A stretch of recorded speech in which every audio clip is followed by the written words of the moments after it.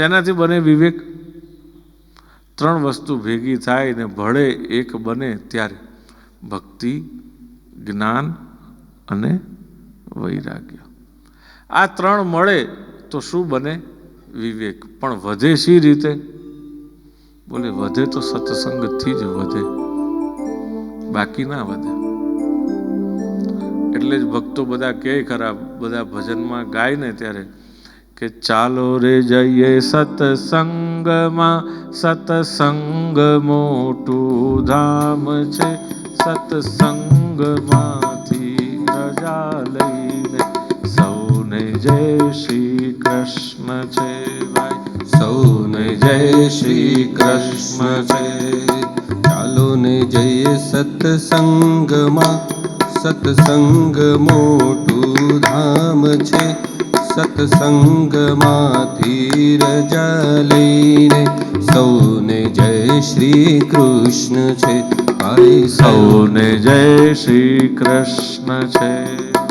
આજનો લાવો લીજીએ ભાઈ, કાલનું કાચું હોય જો ભાઈ, કાલનું કાચું હોય જો, સત્સંગમાંથી રજા લઈને સૌને જય શ્રી કૃષ્ણ છે ભાઈ, સૌને જય શ્રી કૃષ્ણ છે.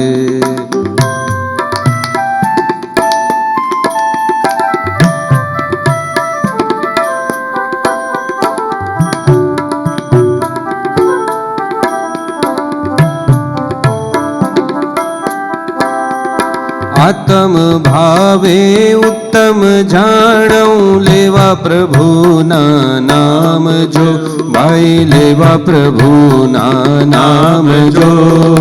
માતા પિતા હરિ ગુરુની સેવા એ તીર્થના ધામ જો, માતા પિતા દેશી સેવા એ તીર્થના ધામ જો.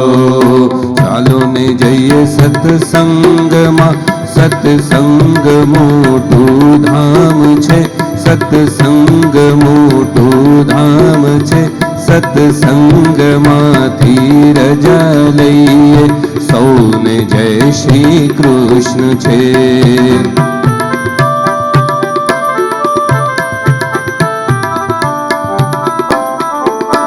કોઈ પણ એમાં જોઈશું તો હરીફરીને તો એ તો વાત ત્યાં જ આપણને લાવીને મૂકી દેશે કે માતા પિતા અને દેશ, આ ત્રણની સેવા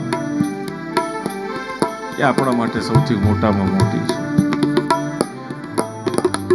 બાકી માતા પિતાને છોડીને પછી દેશની, એટલે કે દેશની અંદર બધાય આવી ગયા, લોક પણ આવી ગયા, લોકો પણ આવી ગયા.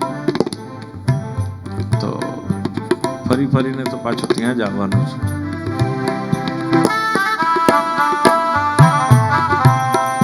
પરીક્ષિત રાજાને જ્ઞાન ઉપજ્યું, ગયા ગંગા તીર જો ભાઈ, ગયા ગંગા તીર જો.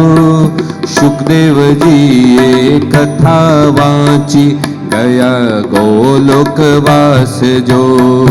હરિ કહે સુખદેવજી થાય ઉત્તમ કામ જો, દેવના દુંદુભી વાગ્યા, કઈ પુષ્પોની વૃષ્ટિ થાય જો. ચાલો ને જઈએ સત્સંગમાં, સત્સંગ મોટું ધામ જો, સત્સંગમાંથી રજા લઈએ સૌને જય શ્રી કૃષ્ણ છે, સૌને જય શ્રી કૃષ્ણ છે ભાઈ, સૌને જય શ્રી કૃષ્ણ છે.